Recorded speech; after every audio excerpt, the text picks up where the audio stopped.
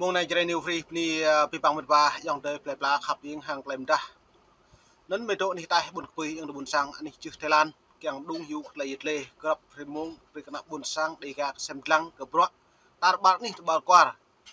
cứ ta lấy rằng cái nhóm bro yang lại kena buồn sang để gạt ta thực hiện mong lại kena tap lên tầng nhú tu ngã sát rim pul joy núi rạ nè anh lần cha tập người đi nên lúc nuôi rồi về nhà rồi mày vừa cất mỹ bộ con tâm ô hiếm bạ mỹ mà thôi như ô mỹ tụi hụi mới cất cái giật vấn đề này có mềm đúng mệt vã còn lại phải xem lăng bộ cái lạ bí bằng thế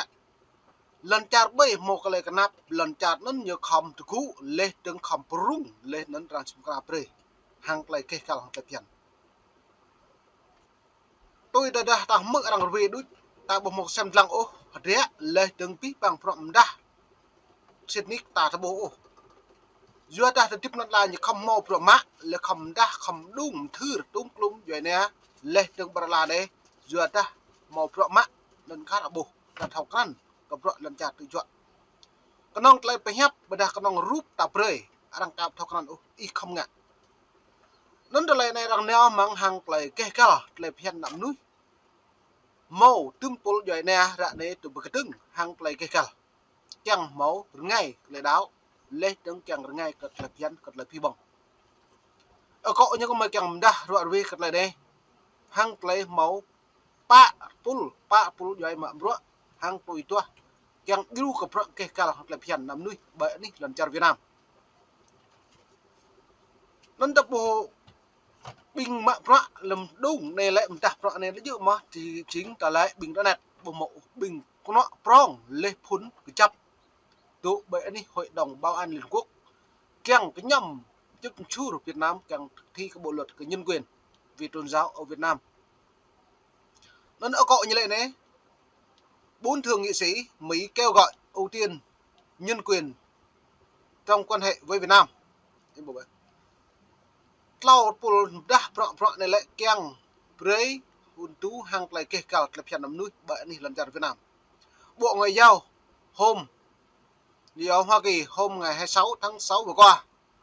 công bố cáo buộc báo cáo tự do tôn giáo năm 2003 năm trước lưu ý rằng vẫn còn các trường hợp chính quyền Việt Nam xâm hại sách nhiễu các nhóm tôn giáo thiểu số đặc biệt là các dân tộc thiểu số ở vùng Tây Nguyên và Tây Bắc. Nên cái này ta buộc cái này do kết vi bằng pro rằng bộ màu để thầy mong ốp thì tranh cái làm ta cái pro doan lại ngã sát cái ta buộc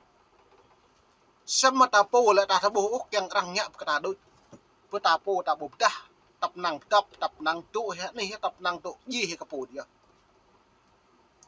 do kết lại ta ngã pro ta bột đúng ồ nó này doan ấy bố kết lại doan nhau ta bố lại nhầm cái trường bây giờ tôi nặng buồn sang ta hàng doan như là paria không hẹp doan thì biết khác biệt hoàn toàn cơ ta lấy doan đậu tranh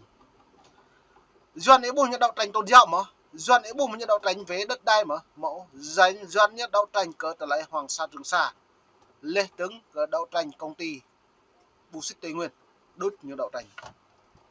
bữa ta hàng nhô lại bữa ta nhắm bả ta câu hàng lấy xe họa nhằm bằng tập phố lật la tập phố mà tê tập phố con này nhưng mà dựa nó tập từng đi loạn vì ý bố tương nặng buồn sang tay hàng này lại lấy cái từng đi như lui mà tôi bố này mạm 2022 2021 2022 2023 nhô mạ hari bên tâm hiệp lấy nhưng mà ai phụ muốn giá lau thì cự lắm á cái đã một lon đây nhưng mà lấy vụ ni mà quỳnh mạ lắm á cái đã một lon lấy đứng nhô mạ y cách buồn giá ai bố cái đã một lon lấy nhưng mà nào này blanc cả Phú Yên nên trong một lâu thun này lại nhiều mạ nhiều một vua kết lại bình này là cái nào ngọt cao kết lại đáo lần la sang nô từ cái bộ đôi sao mới nhiều tụi ngạ sát từ trong phiền lung tạc là như vậy nên ta bố mang ta là bố rằng lệ đoạn về bằng lại truyền thống bật đặt từ cái mềm ta này lệ đoạn về càng lại tưới bật đặt càng rằng tanh tắm rằng ngạ cái ta bữa ta bố ngã ô hiểm bạiอย่างbuồn sáng nên ta lại mềm đung lại đặt lại pi bằng đoạn ta không ngạ ta không bực tưng bạn này ta nào bạn này tố ít một lời đi anh ấy bay càng một lần ngay anh ấy nó đi không từng đi không u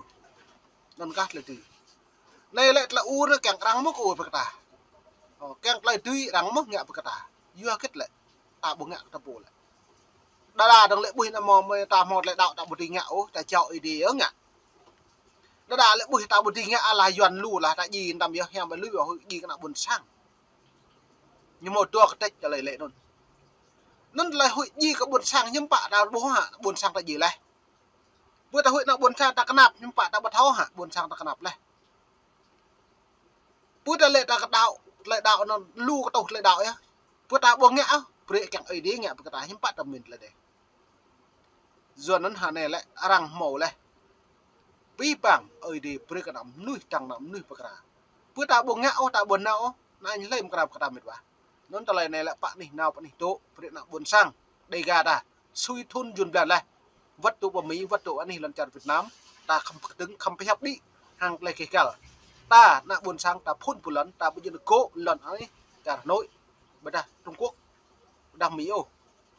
ta đã câu chinh phun một lần kể cả lần là cả tập bù nó có mấy càng lại bẹ cật lại này còn xem lăng bẹ lại video rồi rồi dần cầm đung với cái nạ buồn sang đây gà đã bùa lục ná Hà Nội nhiều nghệ sắt nạ buồn sang đây gà đã lũ đi lupol đây này. 4 thượng nghị sĩ Mỹ hôm 26 tháng 6 nói rằng môi trường nhân quyền đang xấu đi ở Việt Nam và kêu gọi chính quyền Tổng thống Biden ưu tiên vấn đề này trong quan hệ với Hà Nội. Thượng nghị sĩ Mỹ Ben Cardin, Chủ tịch Ủy ban Đối ngoại Thượng viện, cùng với các thượng nghị sĩ Chris Coons, Chris Van Hollen và Jeff Merkley đã gửi thư cho Ngoại trưởng Mỹ Antony Blinken kêu gọi Bộ Ngoại giao giải quyết đầy đủ các mối lo ngại về nhân quyền ngày càng gia tăng và nên lồng ghép các ưu tiên nhân quyền vào mối quan hệ song phương Mỹ-Việt. Chúng tôi đánh giá cao những nỗ lực của chính quyền trong việc tăng cường quan hệ Hoa Kỳ với Việt Nam, bao gồm cả việc ký kết quan hệ đối tác chiến lược toàn diện Hoa Kỳ-Việt Nam mang tính lịch sử. Tuy nhiên, chúng tôi là lời đã buộc là mạng rõ như chiến lược lịch sử lệ trong với kinh tế từ việc mắng gật lấy kể cả lấy phiền nằm nuôi đỡ đã lần chặt Việt Nam nhú bộ màu nhẹ tôi lấy bộ cứt úc gật lấy phiền hàng lấy kể cả chiến lược này lại trình Việt Nam bộ màu rùa đang bụi tu chung nồng nọ cái nhũ tôi đã bỏ riêng một người mà nắp lệ tương của nó Việt Nam nhưng bạn từ nhũ kèng phi bằng xa tua đồng lại đã bỏ này là bự rồi có bự phải có bự cỡ là như cái bị pet lệ tương brung nó đã buồn sang lệ prai cả nạ trinh lệ lum ta bạn này đó tôi như mau ngạ hoạch toán từ nhũ mong ni mà nắp chế bậy này thằng ngàn nào tôi anh này là vùng láu bạn này mấy độ chứ anh này Thái Lan nhờ lu nhờ tôi bính gian điệp từ nhũ càng lại mạ ấy dòng từ một thái lệ tương càng nằm pre nạ buồn sang ta bực đã đi ô còn lại so thế nhủ lệ tương lum nách nhầm chân chua trà đây rằng này là chặt hay là lệ càng mạ ấy xuất hiện tập năng bục pre nạ bẹ hầm hạng ở cho nên nhầm buồn sang xăm tờ này hiếm bạn rằng mượn thế nhủ mà vừa đã chặt hay nữa nhủ bỏ mượn còn lại phiền lúc nào đang săn chút chua nhủ cho nên rằng pre nhiều đề nguy rằng pre như chó rằng pre nhầm ta lấy hẻm tôi như lệ càng nhẹ từ thiện nạp đây xăm mất cặp rạ cái nhú càng chút chua bồ này mạ bồ đi cô kẹo để đặt lăng kẹo là phiền hại bằng mầm lúc tôi cộng sản Việt Nam trôn thì nhú giờ gật cha rằng này lại một phần khả chấp lên đang lại vì bóng lên thao khắp cả nắm nuôi tính cả giờ nên lùm nuôi ra này lại hụi vào mạ ấy đội chặt hại gật lại rung răng mang lại rọ mạ xăm được đặt lăng cái nhiên buộc lại tạo màu rung răng giờ gật tạo màu sâu gật lấy tiếp gặp để mổ ta năng ta sâu ta độ đi chứ lại này bọc mò làm rồi ta lại chìm nuôi rồi em đợi tập ra nhà sạt rồi nó ta thọ cam làm nuôi sọ sạt lại nó đấy lê tướng ta hồi rồi em lại ta đợi tập bằng hồi em được à nó hạt rẻ cái nhiều mà pro nhâm bạ có một niệm nạp ta lại nhân quyền với nhân đạo cái nhiều nó lê tướng hàng lại tua xem nhâm bạ như vì ngạ tôi thấy đầm bệ bồ lê làm đi mau nhầm đã đi mau giàu thư bình nước chữ Thái Lan càng bắt lệ bạn đi lần chặt Việt Nam mau làm po sa po gia đình nhiều càng pre prak lau pro tiệu lệ được lệ sang nó nhiều pre lăn la lệ được iru pre pro mạng nên như lệ xong rồi lại này nhiều máu pro này nhiều phải hấp lên này dần bé chuyển coric lên mạng mông 2001 đi nhiều bọc màu nghẹt lên nó có nòng phải hấp đuôi nhung plư cái đạo buồn sang đi gà đã lấy mượn phải hấp chỉ có nhiều nón còn nòng nào lại rai lút lấy gì cái bộ đôi bố mau lấy hạt tiếp hàng lấy đập nàng ô lần lấy tiếp ra này nào buồn sang đầy gà đã dập đi dập kinh do khất ta thôi cái gì do ta vừa thao khăn ô ta bổ lên thì chỉ bữa cái lệ lại đạo hiếm bạc là đạo như căn thao khăn duyên pe đạo theo đạo duyên nó nữa như chục lần từ đã như thao khăn như pu đạo như thao khăn duyên pe đức tin như pu bỏ màu vàng po đều lại nôn như bỏ hụi vớt khá đa con sản Việt Nam như mạ mông thái như pe Việt Nam quyền nhú ăn sẽ tiếp sẽ nôn mất do cái lệ ta thao khăn vi bằng pro rẻ ta bỏ một số ta chỉ bộ phun một lần cầu hàng lấy cây gà ta hàng lấy dữ với hấp hàng lấy gà nên việc nênเราก็ไม่กำจึกเลยยิดเลยก็xem lang bịa lấy video đây VOA rồi đi Lo ngại rằng trong khi hợp tác song phương của chúng ta ngày càng sâu sắc, môi trường nhân quyền lại ngày càng xấu đi ở Việt Nam, bức thư viết. Các thượng nghị sĩ bày tỏ lo ngại về những quyết định gần đây của chính quyền Việt Nam nhằm gia tăng các hạn chế đối với quyền tự do ngôn luận, tự do báo chí, tự do tôn giáo và quyền lao động. Họ cũng kêu gọi Bộ Ngoại giao vận động để Việt Nam trả tự do tất cả các tù nhân chính trị hiện đang bị giam giữ. Ebola Việt Nam rạ này lần chặt ngáo lên lần rim từ pol vậy nè yom thư của nó Việt Nam nhiều đồ mạ cự rim chỗ vậy nè vật pol đáo vật bờ cao hàng lấy cây cào rạ này tôi lung nuôi từ đã như một thiếu của bộ luật nên lên lấy kinh tế thương mại để tự do song phương bù màu bù lấy về cái như một ô nên để xem rằng đứng lấy tru nó là công sản Việt Nam mong niệm năm buồn sang khắp những xem rằng